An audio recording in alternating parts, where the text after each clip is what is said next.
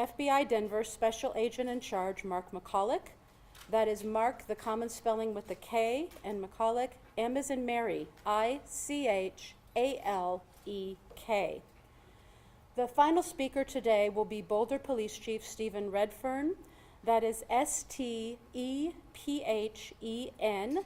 and Redfern is R-E-D-F-E-A-R-N.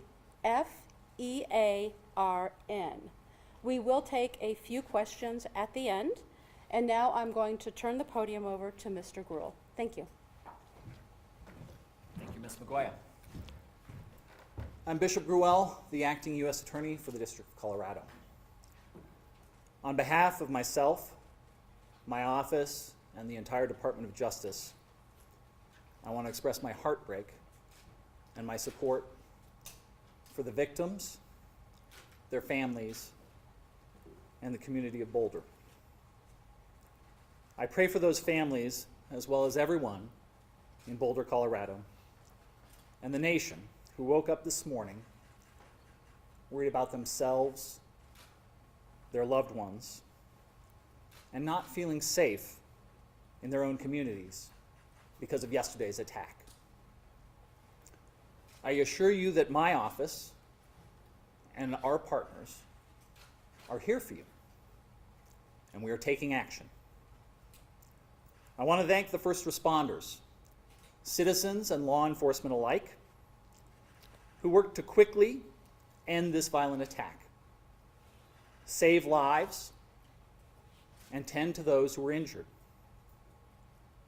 I also want to thank our law enforcement partners at Boulder Police, including Chief Redfern, the FBI, including Special Agent in Charge Michalak, and the Boulder DA's office, including DA Michael Doherty. They worked hand in hand with my office as the matter was thoroughly investigated and prepared for charges. And I want to thank our partners in DC, including Attorney General Bondi, Director Kash Patel, and Assistant Attorney General in charge of Civil Rights, Harmeet Dhillon, for their support. My office and AAG Dhillon were in contact yesterday throughout the day, which helped lead to the federal charge that we're announcing today. My office has charged Mohammed Sabri Solomon, age 45, with the commission of a hate crime under 18 U.S.C. Section 249. When that offense includes attempted murder, the statutory maximum federal sentence is life in prison. No one should ever be subjected to violence of any kind. But our laws recognize that such violence is particularly pernicious when someone is targeted because of their race, their religion, or their national origin. According to our complaint and the charges brought by DA Doherty's office, Mr. Solomon stated that he had been planning this attack for a year. And he acted because he hated what he called the Zionist group. But what the charges allege that he did was to throw Molotov cocktails at a group of men and women, some of them in their late 80s, burning them as they peacefully walked on a Sunday to draw attention to Israeli hostages held in Gaza. And when he was interviewed about the attack, he said he wanted them all to die. He had no regrets, and he would go back and do it again. He said that he had previously tried to purchase a firearm, but resorted to the Molotov cocktails when he could not purchase a gun because he was not a legal citizen. I remind you that Mr. Solomon is presumed innocent until proven guilty. My office and our partners hope justice will help heal the people in this community and in the communities throughout the country shaken by yesterday's attack. We fully intend to hold Mr. Solomon accountable for his actions And these charges are the first step. Thank you. I'm going to turn it over to DA Michael Doherty.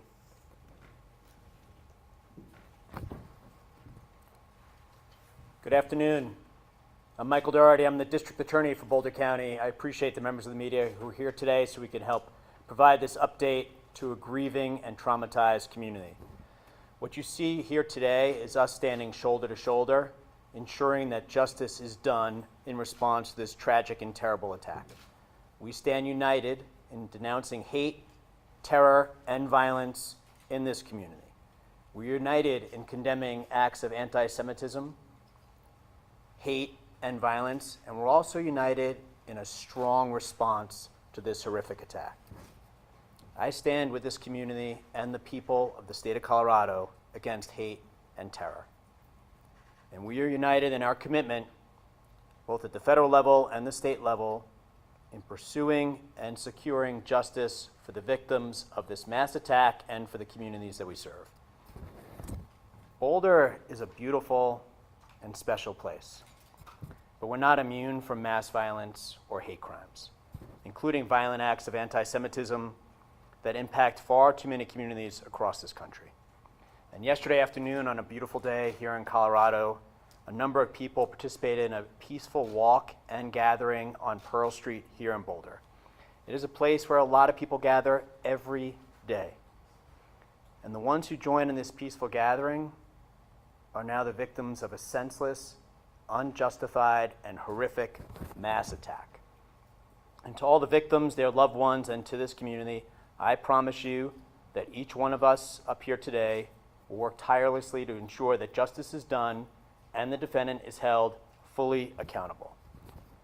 I want to recognize, as the U.S. Attorney did, the response by community members who helped in the minutes immediately following the attack and came to render aid to victims who had suffered through a horrific attack upon them.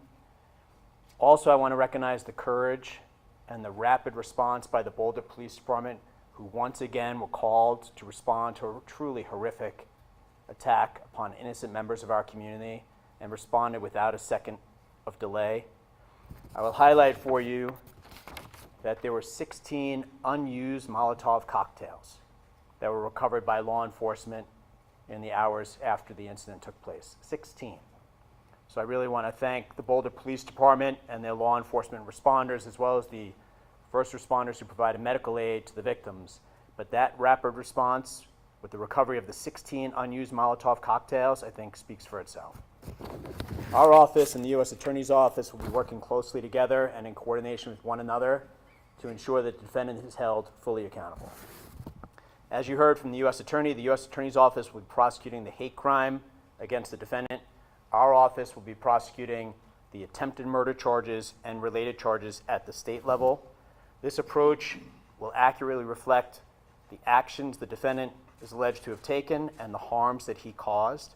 It will allow us to secure a verdict, an outcome, a sentence, whereby he'll be held fully accountable. It's been done, and by it I mean federal and state prosecutions jointly, has been done in other cases, most recently the Club Q mass shooting down in Colorado Springs.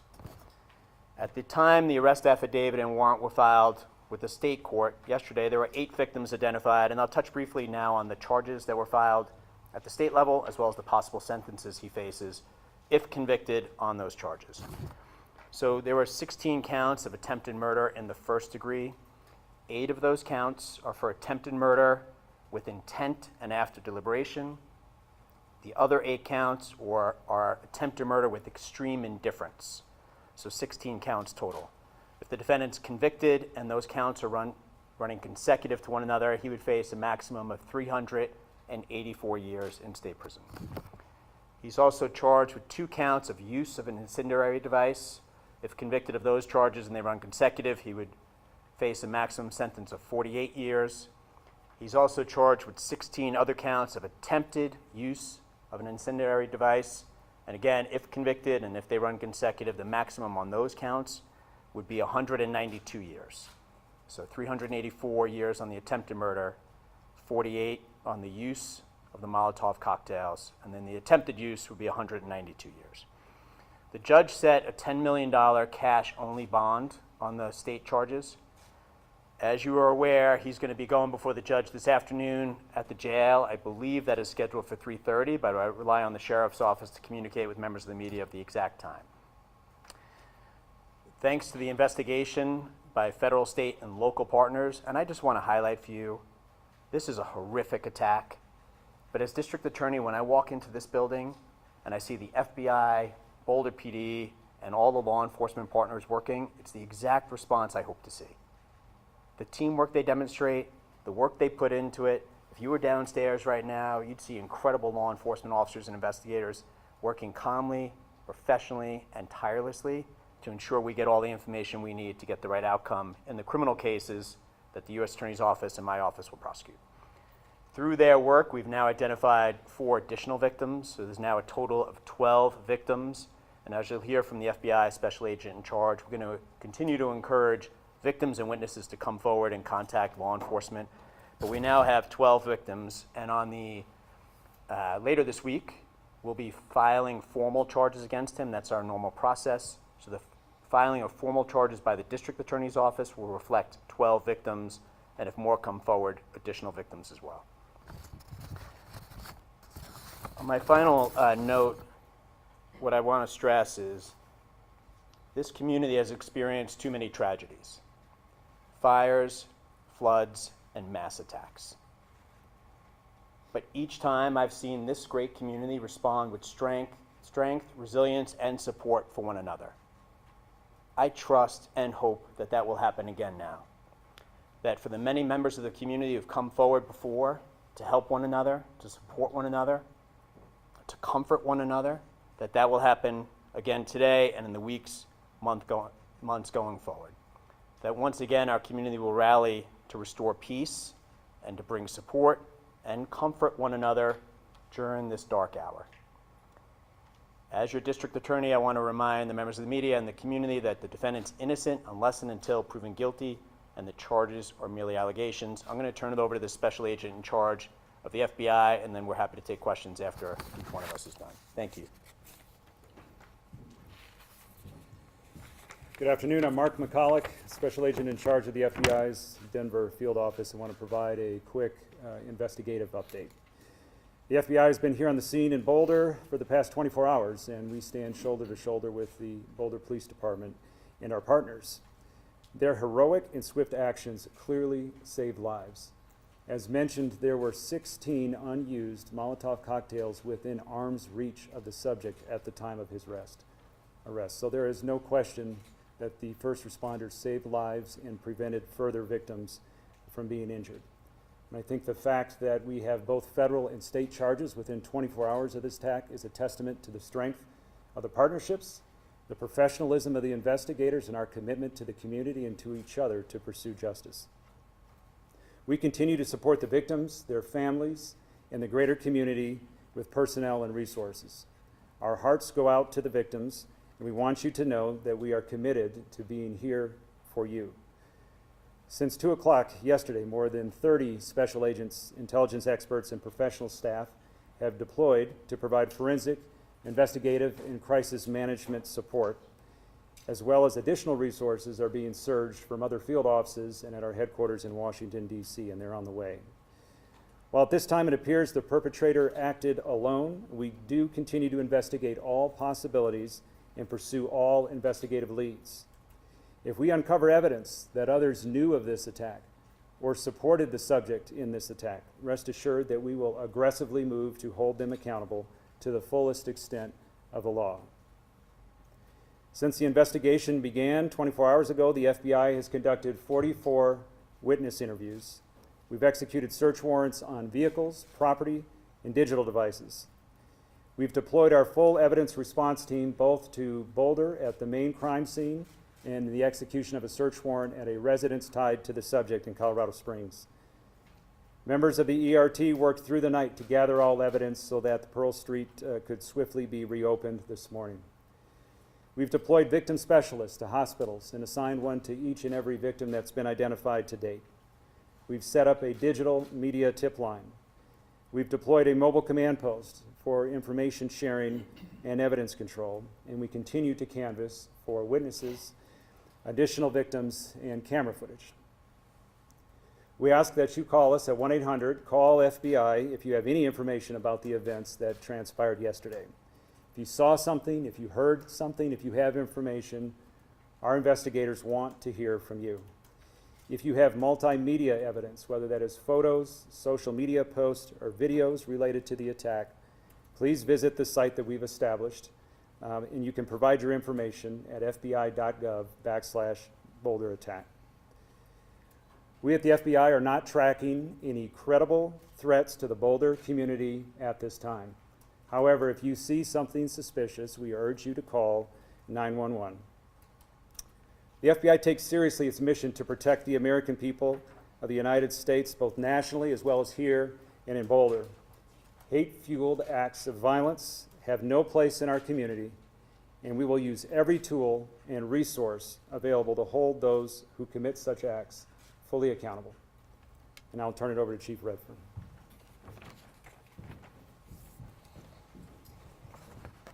Thank you. Good afternoon. Again, my name is Stephen Redfern. I have the honor to serve as the police chief here in Boulder.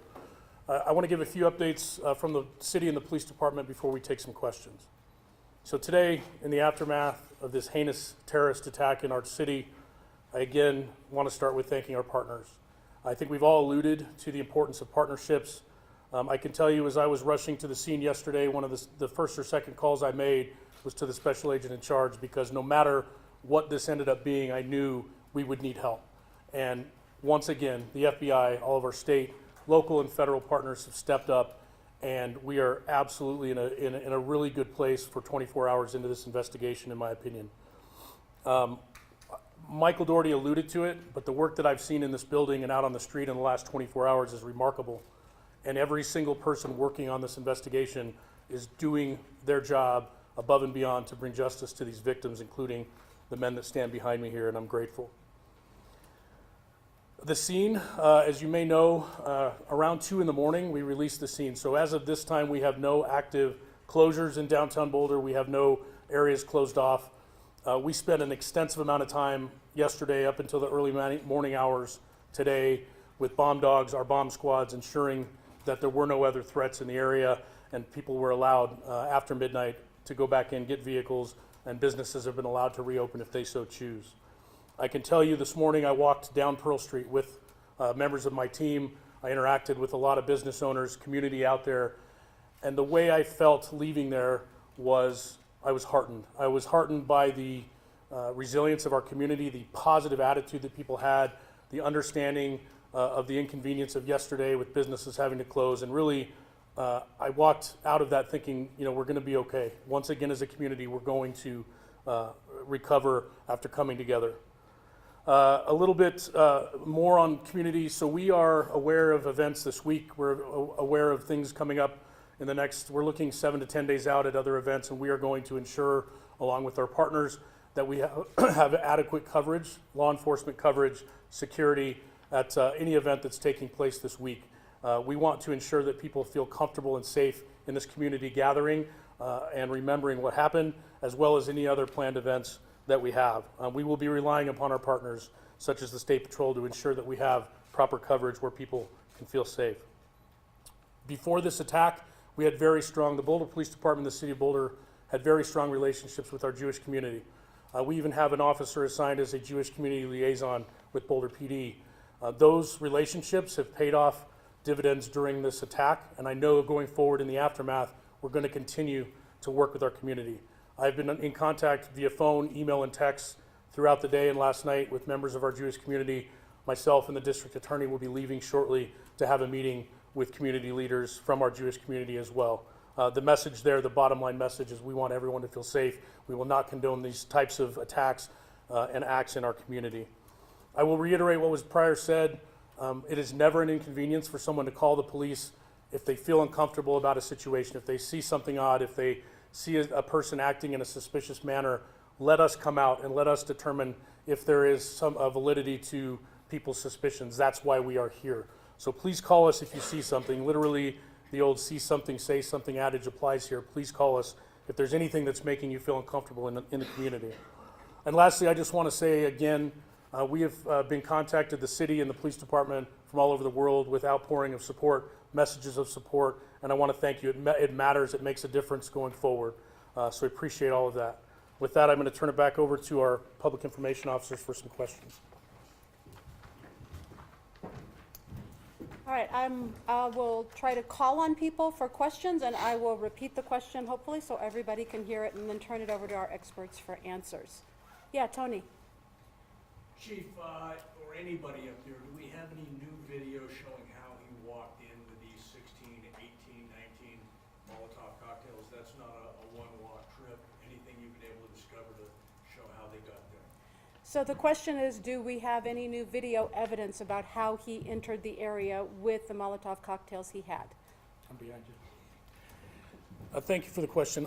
We are, as I speak, we have teams of detectives partnered with FBI on Pearl Street, going business to business, door to door. That we're piecing together a timeline using video, license plate readers, all of those things, relying heavily on our federal partners. As of right now, I have not been made aware that we actually have video of him carrying anything into that area. Obviously, we're looking at that, and if someone were to have that video, please contact the 1-800 number that the special agent in charge mentioned, or you can contact us as well at BPD. There's a high likelihood it's out there, and I don't know the existence of it yet. Yeah, Dave? Yes, can you tell us any updates on the 8 original victims, and then any more information on the 4 people that you've identified as well? The question is if we can provide additional information about the 8 victims that we previously mentioned and the new 4 that came up today. Thank you. Regarding the victims, prior to this press conference, I received an update that we still have 2 victims in the hospital. I believe those are the 2 that were flown to University Hospital in Aurora. I believe the victims, the additional victims that we learned of today, the reason we didn't know about them until today was their injuries. Thankfully, were more minor in nature.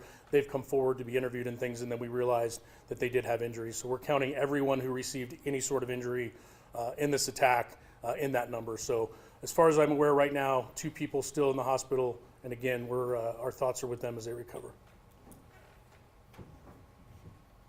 Yeah, right here. Hi, do you know how many people were in the original peaceful march from the group that was there originally? So the question is, do we know how many people were participating in the group's peaceful march on Sunday? I do not have an exact number of the people that were there for the peaceful gathering. What I can say, though, is when we responded to the scene, there were probably 20 to 30 people in that vicinity. Some of them were witnesses. Not all of them were there specifically to take part in that weekly gathering, and so I don't know that. But in the area, we had 20 to 30 folks right there at the courthouse with a lot of other people coming and going with the businesses right there. Yeah, we're here. For the U.S. Attorney, this was initially classified by the FBI as a terrorism investigation. Is the hate crime charge a terrorism charge, or did something change in the charging decision? So the question is for the U.S. Attorney's Office about the fact that yesterday terrorism was mentioned and we see a hate crime charge today, and can we explain that?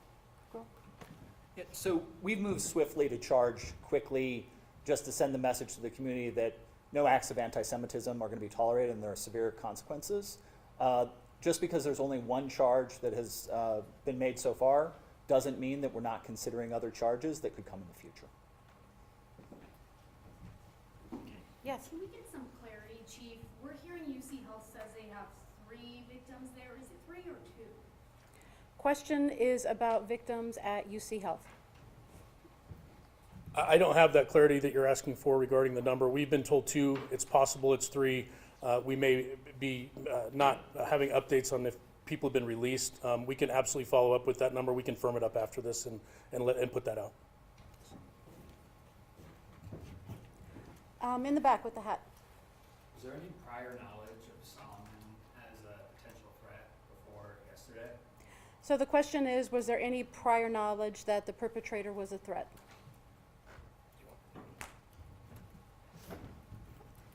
Regarding the suspect, obviously we're still looking into him, his whereabouts, all of that. He was not on our radar in Boulder. We had no prior contacts with him here. I can't speak to his criminal history. I'm not sure if the special agent in charge has anything to add, but this was not someone that we were aware of prior. Yes? Mr. Sullivan has a wife, multiple children back in his home in Colorado Springs. Given his status as being here illegally for the last 2 or 3 years, is there any knowledge of how they've been cooperating and what happens to them moving forward given the situation for his citizenship? The question is about the suspect's family and their status and what might happen to them next. As far as the family, as I mentioned, we executed a search warrant at the residence in Colorado Springs last night, and the family was cooperative for that. Regarding their status, I would just defer you to the Department of Homeland Security. Sir, can you talk about what you were looking for and what you found in that search warrant? So it was part of this investigation. It's a logical part of our investigation to see if there's additional evidence there. Evidence was recovered, including digital evidence, and we're reviewing that now to determine, as the acting U.S. Attorney said, if additional charges are warranted down the road. Was he on your radar as a terrorism task force, like as a person or as a potential suspect? So the question was the subject on our radar locally as part of our Joint Terrorism Task Force, and the answer is no. Okay, thank you very much for being here today. Those are all the questions we're going to take. I was just curious about the incendiary. What are they made up of? Are you allowed to talk about what they're made up of, or what is this actual devices that were used? Yeah, we'll answer one more. Sorry. So last question on the specifics on the incendiary devices. There were really 2 chunks of incendiary devices that were recovered.